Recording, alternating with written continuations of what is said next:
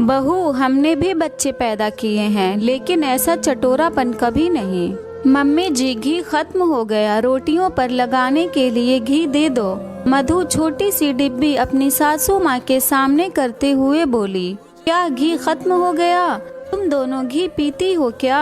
अरे अभी 4 दिन पहले ही तो दिया था। इतनी जल्दी कैसे खत्म हो गया? मैं इतनी सी डिब्बी से पूरे हफ्ते भर की रोटियों पर घी लगाती थी, पर आजकल की बहुओं को तो बचत से कुछ लेना देना नहीं। कहते हुए विमला जी ने मधु के हाथ से वह घी की डब्बी ली और अपने कमरे में रखी उस छोटी सी अलमारी का ताला खोल उसमें घी भरने लगी। घी डालने के बाद मधु को हिदायत देते हुए बोली, पढ़ी लिखी है, अपनी जेठानी जैसी गंवार नहीं। माना तू कमाती है, इसका मतलब यह तो नहीं कि दोनों हाथों से लुटाएगी। घर परिवार में कब क्या जरूरत पड़ जाए, ऐसी छोटी छोटी जरूरतों में कटौती कर मैंने अपने दोनों लड़कों को पढ़ा लिखा कर इतने बड़े ओहदों पर पहुंचाया है। विमला जी मधु को अपना ज्ञान देते हुए बोली। मधु जब घी लेकर रसोई में पहुंची तो उसका लटका हुआ मुंह देखकर उसकी जेठानी अपनी हंसी दबाते हुए बोली, देवरानी जी, सासू माँ की बातों को ज्यादा दिल से मत लगाओ। खैर अभी नहीं हो, कुछ दिनों बाद इस घर के कायदे कानून समझ जाओगी। मुझे भी शुरू में तुम्हारी तरह बहुत बुरा लगता था, अब तो इस कान से सुनकर उससे निकाल देती हूँ। मधु की शादी को लगभग 2 महीने होने को आए और इन 2 महीनों में वह इतना समझ गई थी कि घर में उसकी सास का सिक्का चलता है। ससुर जी उनके किसी भी आदेश को नकार नहीं पाते, बस एक मूक दर्शक की भांति हर बात के लिए मौन स्वीकृत देते हैं और दोनों ही बेटे घर के मामलों में दखल न देने की बात कह अपना पल्ला झाड़ लेते हैं। जब बेटों और ससुर की सुनवाई न थी तो बहुओं की क्या औकात। संयुक्त परिवार में पली बड़ी मधु पढ़ी लिखी नौकरी पेशा लड़की थी। उसकी दादी और मम्मी में हमेशा से ही बहुत अच्छी बनती थी। मजाल है कोई अनजान उन्हें सास बहू समझे। उसकी दादी उसकी मम्मी का एक बेटी की तरह ख्याल रखती थी, इसलिए मधु के नजरों में शुरू से ही सास की बहुत अच्छी छवि बनी थी। शादी के समय भी उसकी दादी व मम्मी ने इन्हीं बातों को समझा कर विदा किया था कि बिटिया, सास दूसरी माँ ही होती है, उनको माँ की तरह सम्मान देना और अपने दिल की बातों को और किसी भी जरूरत को उनके सामने बेहिचक कहना। मधु ने अपनी दादी व माँ की बातों को अपने आंचल से बांध ससुराल में कदम रखा, लेकिन उसकी ससुराल की दुनिया उसके मायके की दुनिया से बिल्कुल अलग थी। सासू माँ बहुओं से दोगला व्यवहार करती, उनके हुक्म के बगैर वहाँ एक पत्ता भी न हिलता था। खुद किसी काम को हाथ न लगाती, लेकिन बहुओं का एक पल भी आराम से सांस लेना उनको गंवारा न था। खाने पीने की चीजें अपने कमरे की अलमारी में रखती और सब्जियों को नाप तौल कर बनाने के लिए देती। मधु ने जब अपने पति से इस बारे में बात की तो वो बोले, मधु, मैं तो बचपन से यही देखता आया हूँ। दादी ऐसा करती थी तो मम्मी भी। वैसे भी भाभी को इतने साल हो गए, उन्हें इस बात से कोई दिक्कत नहीं, तो तुम क्यों परेशान हो रही हो? तुम तो नौकरी करती हो, अगर तुम्हारा कुछ खाने पीने का मन करे तो बाहर खा पी लिया करो। ऐसी छोटी छोटी बातों का बतंगड़ बनाना, खुद परेशान हो ना मुझे परेशान करो। उसकी मम्मी और दादी भी उसे समझाते हुए यही कहते, बेटा, 1-2 साल लग जाता है ससुराल में सामंजस्य बैठाते हुए, धीरे धीरे सब ठीक हो जाएगा, तू धीरज रख। मधु ने भी इन सब बातों को सुन सब्र कर लिया और सब तो फिर भी ठीक लगता, लेकिन अपनी सास की यह आदत उसे अच्छी नहीं लगती थी कि बहुओं के खाने पर तो रोक टोक और खुद अकेले में अपना मनचाहा बनाकर खा लेती। पहले तो उसे अपनी जेठानी की बातों पर यकीन न होता, लेकिन जब सासू माँ को उसने खुद अपनी आँखों से ऐसा करता देखा तो उसे भी यकीन करना पड़ा। बुरा तो बहुत लगता, लेकिन पति ही सुनने वाला ना हो तो किसी और से क्या कहे। समय बीतता गया और मधु प्रेग्नेंट हो गई। प्रेगनेंसी की शुरुआत में उसका कुछ काम करने का मन न करता।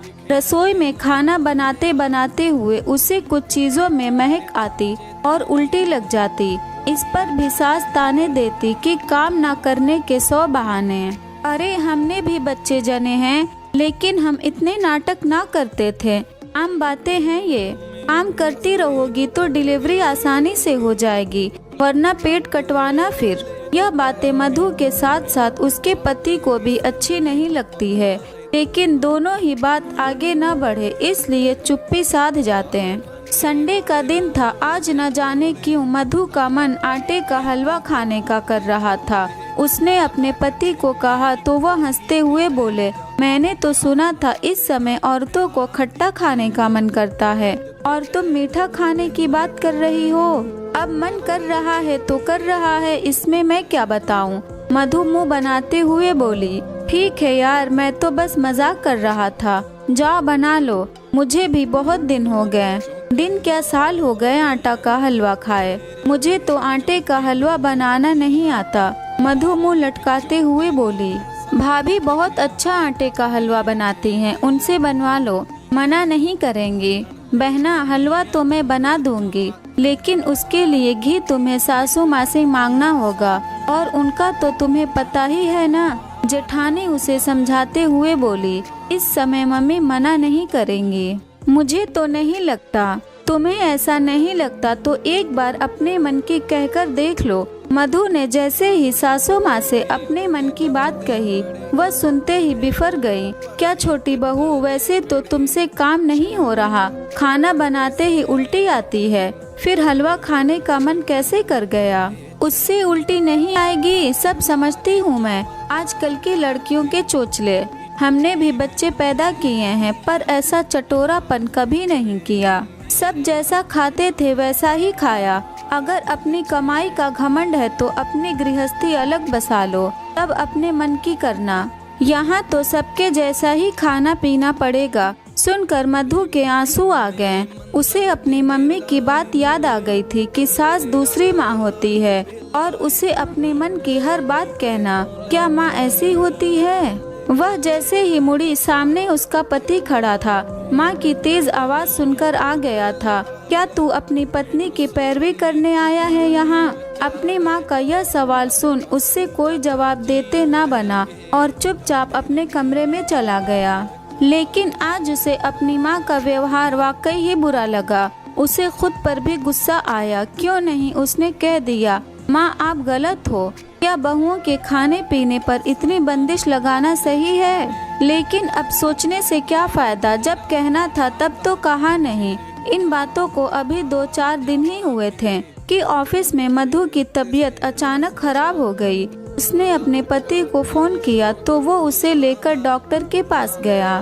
डॉक्टर ने वजह बीपी बताते हुए उसे आराम करने की सलाह दी। मधु इतनी जल्दी घर नहीं जाना चाहती थी, क्योंकि उसकी जेठानी 1 हफ्ते के लिए अपने मायके गई थी। उसके घर जाते ही पता था सासू माँ आराम तो क्या करने देंगी, उल्टे अपनी तबीयत सही न होने का बहाना कर कामों में लगा देंगी।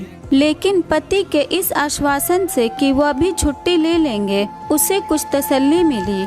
उधर आज मौसम बड़ा सुहाना था, तो सुबह से ही मधु की सास का हलवा खाने का बड़ा मन कर रहा था, और आज उसे मौका मिल गया। दोनों बहुएं ही घर पर नहीं थी और पति देव भी काम से बाहर थे। मौके का फायदा उठा वह अपना मनपसंद आटे का हलवा बनाने लगी कि तभी जोर जोर से दरवाजा खटखटाने की आवाज से उनका मन बैठ गया। दरवाजा खोलते ही सामने मधु व बेटे को देख उनका चेहरा सफेद पड़ गया। सारे घर में हलवे की खुशबू फैली हुई थी। खुद को संभालते हुए बोली, तुम इतनी जल्दी कैसे? बेटे ने उन्हें सारी बात बताई। वह मधु को सोफे पर बिठा पानी लेने रसोई में गया तो हलवा देखते हुए हैरानी से बोला, मम्मी आप हलवा बना रही थी? क्या करूं, बनाना पड़ा। आज तेरी बीवी खाने में इतनी मिर्ची डाल गई थी कि खाते ही पूरे शरीर में आग लग गई। पता नहीं जानबूझ करके गई थी कि बुढ़िया दुखी हो, बस उस जलन को दूर करने के लिए हलवा बना बैठी थी। वरना तुझे तो पता है तेरी माँ जैसा सब खाते हैं वैसा ही खाती है, अलग से कोई चटोरापन नहीं करती बहू की तरह। मधु की सास सारा दोष मधु पर लगाते हुए बोली, बस करो माँ, सब्जी मैंने भी खाई थी, सब्जी में कोई मिर्ची नहीं थी। आपका मन था तो खा लिया, इसमें इतने बहाने बनाने की जरूरत क्या है? फिर क्या मैं झूठ बोल रही हूँ? मधु की सास दहाड़ते हुए बोली, मुझे नहीं पता माँ, लेकिन इतना पता है कि 4 दिन पहले ही आपने मधु को इसी हलवे की वजह से इतनी बातें सुनाई। सुना है मैंने और देखा भी है कि गर्भवती स्त्री का घर वालों के साथ साथ बाहर वाले भी कितना ध्यान रखते हैं।